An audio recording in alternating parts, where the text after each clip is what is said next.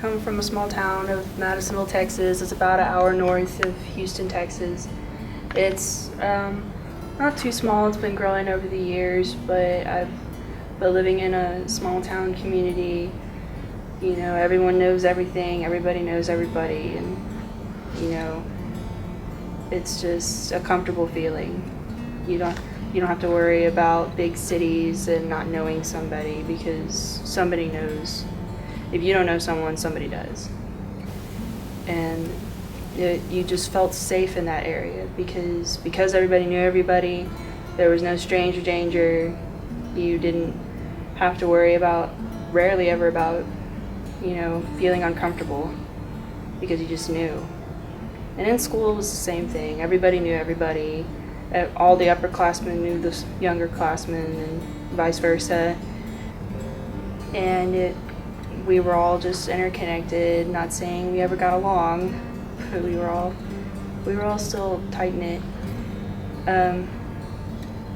And coming from a place like that, I just, grew up being able to connect with people easy. Because of all the connections our parents made with each other, we were able to connect with each other so much easier. Because it was like we already knew each other, yet we didn't. And in this small town, being different was also not totally accepted. Because everybody knew everybody, everyone may have their quirks, but no one was totally different. We were all pretty much sheep in the same pen. We were all the same. But you did have the occasional black sheep, which in my case was the gay community.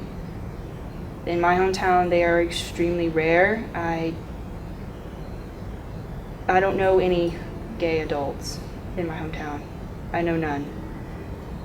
I didn't know any gay adults until I came to OSU, 7 hours away from where I used to live. And ever since I was young, I always had I guess you could call gay tendencies. I would, look at another girl and think, oh, I want to be just like her. She's so pretty, she's so popular, I want to be near her. I just want to be her friend. And then I realized, no, I want to hold her hand. I want to be much closer to her than anyone else. Why do I feel this way?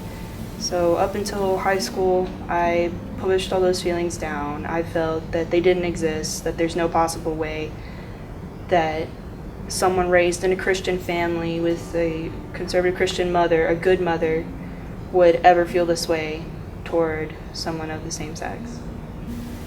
It was coming to a point where I felt like I wasn't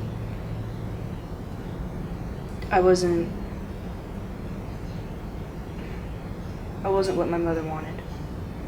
I felt like I was a failure to her as a daughter, because as a daughter, you're supposed to make your mother or your father, your family, proud of you. And I feel like I failed them by being gay. And there are a lot of people who say that gay is a choice, much like my mother would tell you, but I don't believe it is. It's not a choice. I didn't choose this. I spent years trying to push it down. It's not a choice. It's just who we are.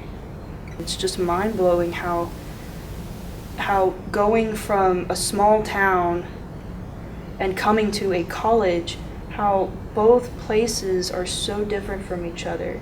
How one is so diverse and so different, yet still so accepting.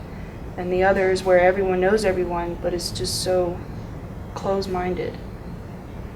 It's just an amazing feeling to actually be here.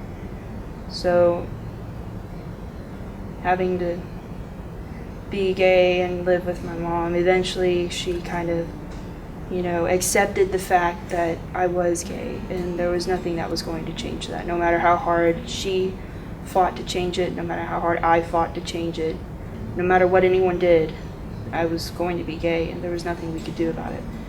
And to someone who's coming out, I would tell them, have courage, be patient, because the time will come where you will have the strength to tell them, whether it be now, in a couple of years, or another decade from now. you will be able to tell them eventually. And even if you can't tell them, just hold on and be strong, because it always gets better.